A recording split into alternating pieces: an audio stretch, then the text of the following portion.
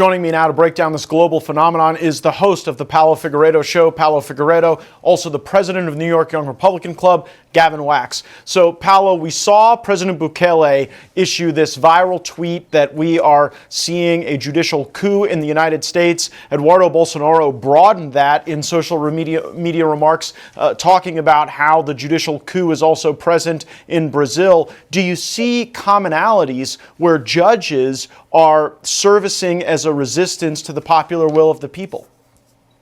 Oh, that's for sure. There's a name for it. It's juristocracy.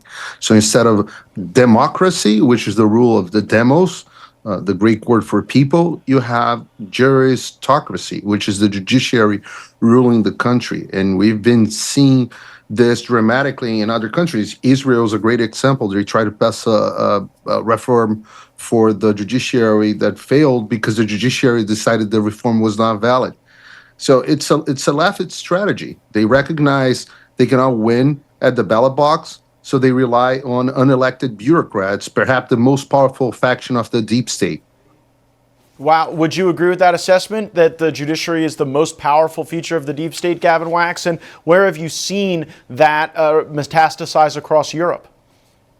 Oh, I would agree 100%. We're seeing it in Europe, most recently in Romania, where these constitutional court judges are invalidating candidates, invalidating elections. We've seen it in Poland, where former communists now on the bench have been imprisoning the political opposition, namely conservatives. We've seen it in Italy, where they've gone after Matteo Salvini for enforcing the law. They're doing the same now to members of the Meloni administration in Italy. We've seen it in Germany, where they've declared different parties, political groups, and politicians affiliated with the AfD to be right-wing extremists and trying to keep them out of elections and delegitimize them. This is a problem the entire Western world is facing, and it seems to be a desperate ploy by a movement in retreat. That movement is globalism. It's global leftism.